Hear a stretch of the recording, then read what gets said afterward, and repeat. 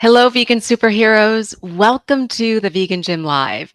I'm Dr. Daphne Bascom. I'm your host, and I am delighted that you are here with us today. If you are tuning in for the first time, welcome. We are glad that you joined us.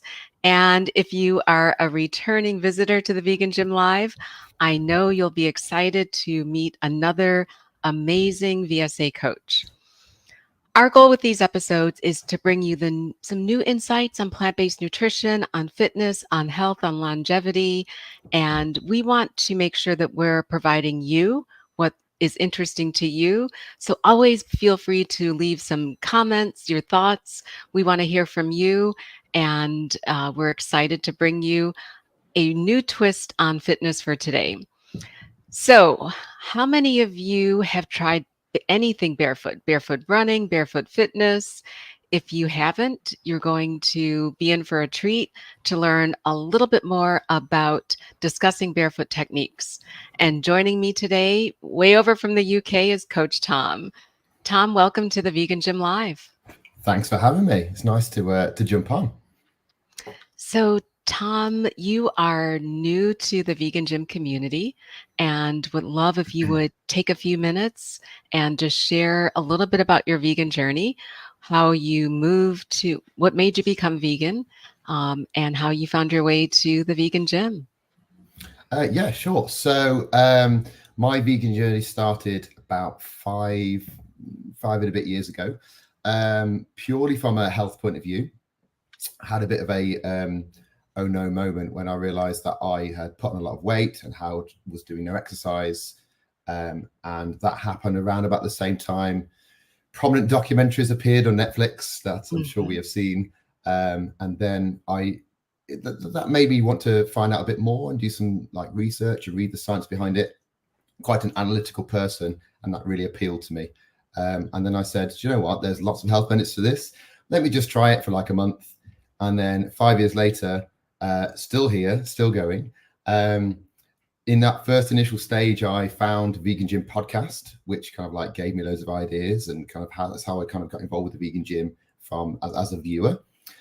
Made some massive changes in my health and fitness, changed my career as a result of it, wanted to try and help other people because I've managed to lose like 60 odd pounds.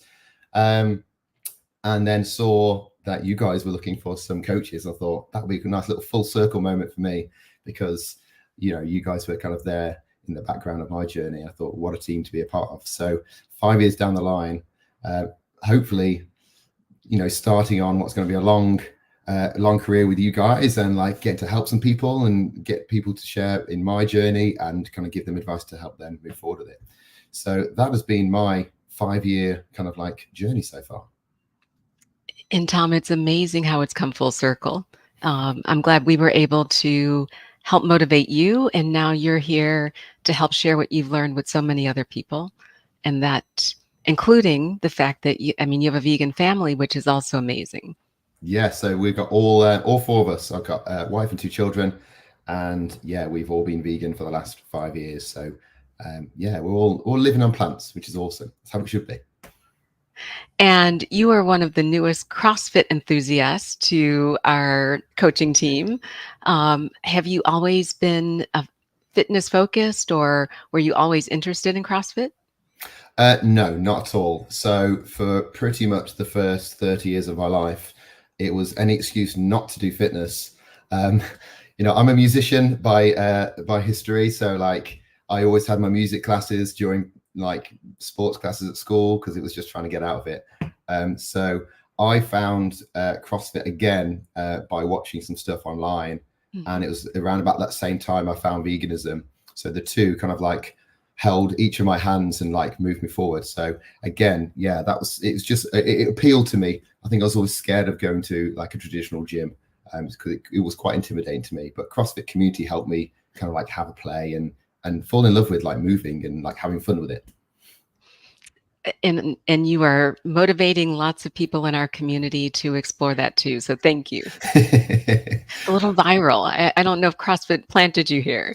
Well, if they have, they're not paying me for it. So, so talking about movement, let's talk about feet. and losing the shoes. Tom, what got you interested in feet and footwear or minimalist opportunities to optimize, how we're using our feet? And what kind of shoes do you wear? So a very similar journey to my vegan journey. I generally tend to find something somewhere and like go, that's quite an interesting topic. Let me go and do some research on it. And I saw a few videos online about a trail runner doing ultra marathons, and he was preaching how not using shoes Hmm. like increases strength and stability. I was like, oh, that's quite interesting. And then the more I looked into it and looked into how what are now normal shoes restrict the way we move, and it made sense to me to experiment with moving away from that. So 2 years ago, I started to make the transition to buying more minimalist footwear. Um, and I'm now at the point where essentially I haven't worn an actual pair of shoes for nearly 2 years now. So I do have things that I do wear, but yeah, I very rarely actually put shoes on. And I've had loads of benefits from it. So for people who are listening and going, what does he mean he doesn't wear shoes? Hmm. I do. I actually have one here. Like these are my go-to day-to-day shoes, Oh, which is no essentially way. it's a sock with They like look like a socks. yeah, it's a sock with a rubber sole, so it's got some grip on it. But that's my daily. Um, and if I do feel like I'm going out in public and have to wear something that's a bit more shoe-like, I do have like a traditional kind of like sneaker, but they're really wide and they're still fairly bendy in their kind of like structure. Yeah, I was gifted some Noble shoes through work, and I put them on, and I couldn't stand them anymore. It just felt really bizarre to me. So it's been a huge like 180 transition to wearing shoes all the time to actually just anything on my feet just feels bizarre. So, given that you're analytical, um, what are the issues with wearing shoes? I mean, most of the people who are listening are probably like, I put on shoes every day and I don't have any problems. And I've read Born to Run. I've listened to the minimalist. I've listened to a lot of athletes and non-athletes talk about minimalist shoes, but what motivated you, or what evidence that you find that made you want to switch? So I've historically suffered from like a bad back, like lower lumbar pain. Uh-huh. And I originally went through CrossFit as a way of strengthening that area, and that did like really, really well. But I would still like feel like unsupported. Um, and there are a lot of people who comment on changing like your foot position. So not having a raised heel Hmm. allows your pelvis to be in alignment a bit more. And that for me has been the biggest game changer. So all of our shoes tend to have a raised heel. Yep. That's a historic thing from the aristocrats in like English history, who the more powerful and rich you were, the higher your heels were, and we've kind of like kept on to that as a tradition. And I experience it now when I attempt to put on a regular pair of shoes, how much my hips and pelvis kind of tilt, Hmm. and my whole body feels out of alignment now because I'm so used to it. So initially, that was for me is could this reduce my discomfort with my lower back? Could it kind of like give me some more support by having more contact with the ground? So that was my initial like finding and my initial kind of like pushing point to try something that was different. Um, the other thing that I have experienced is that shoes tend to not only be with a heel, but they tend to be quite pointed. Yep. Again, a historical thing that we've just kept over hundreds of years. Um, and by getting rid of that like compression of the toe and being able to open my feet out, I feel like I've got more contact with the ground, and I feel like I'm like more balanced and have more stability, and that kind of like a knock-on effect right the way through my posterior chain. So my feet are planted, my knees are now not leaning forward because I'm not on a heel. My pelvis has been in a more natural position, and now I don't have any kind of like I used to kind of like have a posture Hmm. here, and like Hmm. used to get sore in my thoracic, And now I feel like I generally comfortably stand a bit more upright because my weight is shifted evenly distributed across my feet rather than either leaning forward or to one side, because of like my like now wide toe box was originally like quite squished. So yeah, the way I would describe my experience is I've gone from walking on a tightrope to now, walking on like a huge pavement, and everything seems like loads easier. Okay, let's unpack A lot of and information, a lot of information. no, that was amazing. Let's unpack a little bit of it, just so people, just so we're clear and we're all using the same terminology. You mentioned the word toe box. Yeah. What is the shoe toe box? And it's funny because I remember the first when I was a little girl, not little girl, teenager, and I went to purchase my first pair of heels with my mom. The woman fitting the shoes said that the best thing I could do was never to wear heels. Um, and of course, they were the little pointy ones that we all wanted to wear because we thought they were cute. But what's the toe box, and what are benefits of having a wide toe box as opposed to a narrow toe box? Awesome. So the toe box is essentially it's a shoe term.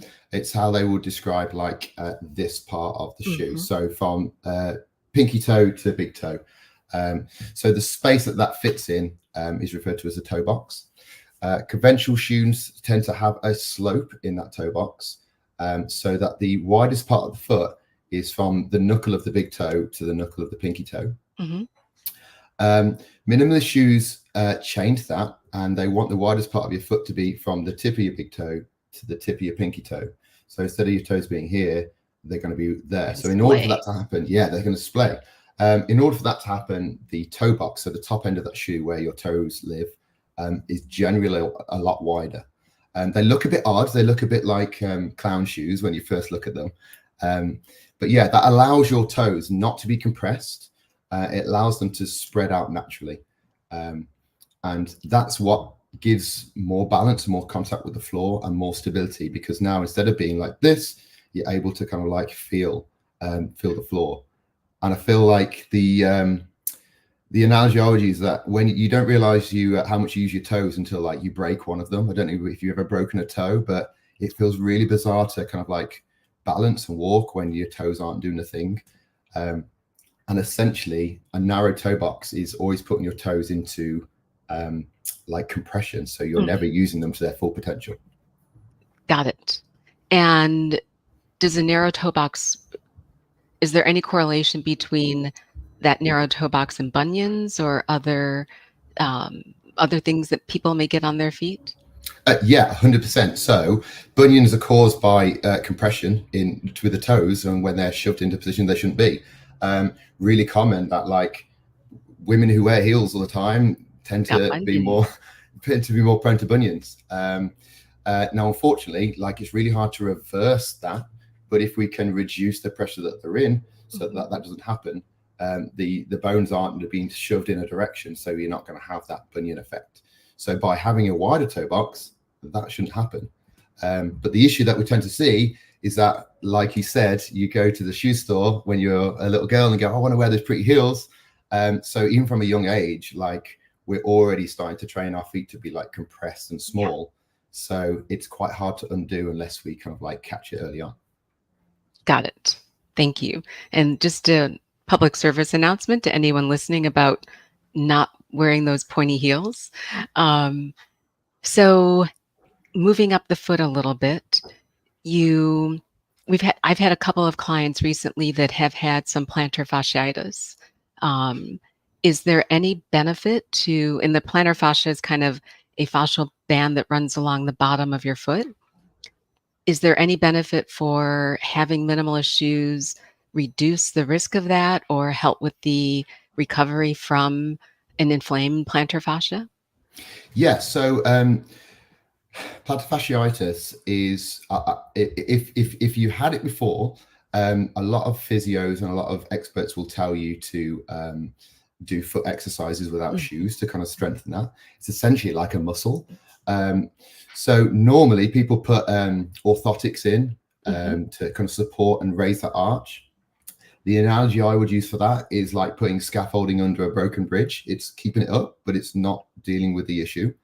Um, Yeah. by having a wider toe box and allowing your big toe to open out and build strength, it's actually putting that plantar fascia under strain and under work. It's building it as a muscle, making it stronger. So instead of using scaffolding to keep it up, you're filling it with cement. You're kind of like going into the ground roots of it. For that reason, the first transitional things that happen when you stop wearing shoes is it is uncomfortable because Mhm. it's a muscle that I'm essentially not used to using. So for me, the transition was little and often, as opposed to I'm now just going to throw my shoes away and wear something else. So the side effect of moving towards barefoot shoes in the initial period is that it can be uncomfortable because you're using parts of your feet, especially that inside of the arch that's not used to being used. But the plus side of that is you're making it stronger, so that Mhm. if you do suffer with any issues there, you are addressing them. Rather than putting a knee sleeve on because your knees are hurting, if we address the muscles that are supporting the knee, it's going to get stronger. And it's exactly the same with our feet. So, and thanks, Tom. That actually is helpful. Um, and you mentioned little and often. So, if someone is listening and they're thinking about, actually, let's leave that to the end because I'd love to hear your advice on if someone's thinking about transitioning from traditional shoes to minimalist shoes, how do they do that comfortably and safely? But let's move up the body a little bit. And you mentioned that your posterior chain alignment and probably your pelvic alignment improved when you moved from your regular shoes to your minimalist shoes. Mhm. Can you just briefly explain what the posterior chain is and um, how strengthening the erectors and engaging the posterior chain can actually help with your overall strength and stability and your posture? Yeah, 100%. So, excuse me. The chain, I always imagine literally from my ground point to the floor, all the way up to the top of my head, Mhm. from the back end of my body. It's a chain reaction of things that need to be in alignment. So sometimes we have people who are like weak in that area, and then they lack muscular support. So we kind of like we give clients like strength and exercise to do that. So what I find is, as an example, if you kind of stand on your toes, the way to not fall forward is to make an adjustment somewhere and use your musculature to kind of like support your body. Mhm. So if I can get to the point where my heels are placed on the ground and I'm not having to make adjustments all the time, I find that actually I find a relaxed alignment so that my muscles aren't under strain. Um, Typical bad back issue tends to be we don't know we have a bad back until the muscles relax and everything goes because it's not used to like supporting you. So by actually having them all relaxed most of the time, I find that I don't feel that kind of like sudden jolt, and as a result, my muscles work together in order to kind of build strength. So like the way that my hamstrings and my hips like relieve tension because they were really tight because I was always kind of leaning forward and they're pulling, means that now actually my hamstrings are less tight. So I'm not getting a pull on my lower lumbar. I'm not getting a pull on my lower lumbar, so I'm not having to adjust being here. So my erectors are getting a chance to work well with everything else. And it's that kind of like Jenga chain effect of, well, this is now working well, so this is working well, as opposed to I've got a load of muscles in the back half of my body that are pulling against each other and causing like friction. Okay, and your erectors are those muscles that kind of run along your spine. Yep. Yeah, and sometimes those are the ones that get tired when we feel like we're sitting up straight, and it Yep. feels like, how do I sit up straight all the time? Um, and my experience is that gets tired because to be straight, almost overextending because everything else is slightly out of line, whereas actually a neutral kind of like S curve of the spine kind of happens a bit more when we're a bit more rooted to the heel. So when you um, thinking about rooted to the heel, and I'm just thinking about how my foot is. If I'm in heels, I'm very much on my toes. Um, is that being on your toes all the time healthy? Um, I think there's a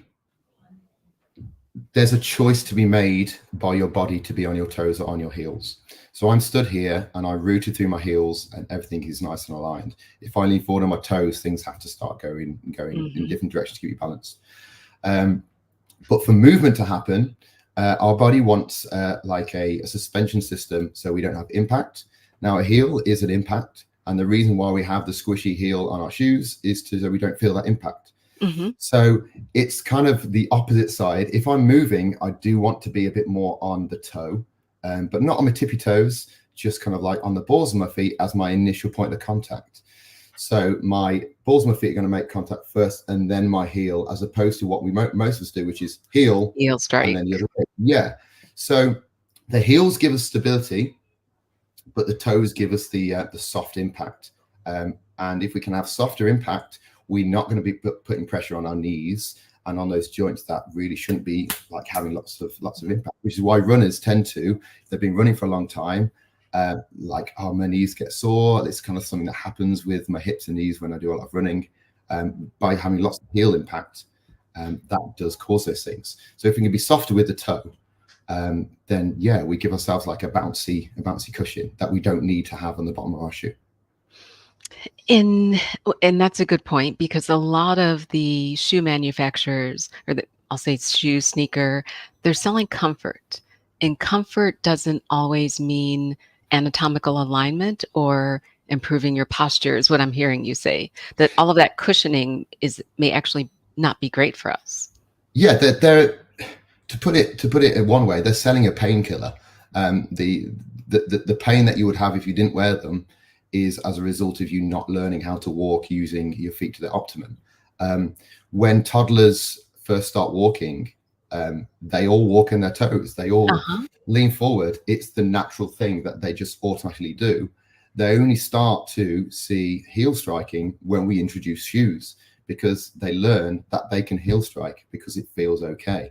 Whereas if we didn't give them shoes, they wouldn't learn it to heel strike because it would be uncomfortable. And that's, again, it's a bit like being vegan. We're taught a certain way to approach health and fitness and food. And then we've actually discovered there's a more optimal way of doing it. And I think that's why the two have gone hand in hand with me, because I can almost see the vegan light, but with my feet. Like I understand that actually this is the more optimal way. If we see tribal communities across the world, they don't wear They're shoes not and they're wearing. running around and they are like 90-year-olds doing squats on the floor and have no hip issues, no knee issues. And there's something to be learned from that, I think. So, and what you said about babies is so true. And as little kids are walking, um, I guess the other question, and as you were showing the shoes that you wear, why do they cost so much? Um, I almost feel like there's nothing there, but they're not inexpensive. And you may not be able to answer that question. Yeah, so like I can only answer my own opinion. um, so the two things that I think are factors is one, popularity. Yeah. And I think we experience that as vegans. Sometimes we pay a bit of vegan tax because it's more expensive because it's rare. Um, and the other thing goes in that is actually I find it hard to find vegan barefoot shoes because they're in even less demand to Hmm. not be made out of an animal product. So yes, there's a premium on that. And I think it is purely demand. A lot of Like, these companies are small companies, and we see that with our nutrition. Vegan food's becoming more apparent and more available because it's becoming more popular. So the prices are going, and there's more out there. mhm. If the same happened with all these other things, then yeah, I think the cost would come down. But most of the companies that I buy from tend to be small, family-run companies out the back of a warehouse. So the premium's high, I think. Makes sense. And do you do CrossFit in those, or do you run? Do you lift? It sounds like you actually wear minimalist shoes all day, every day. Yeah. So if I'm doing any outside work or any sporting work, I will wear generally my socky shoes because they're comfortable. When I'm at home, I don't. I just have my socks on, and Okay. even then, they're my toe socks. I don't have socks that put my toes together.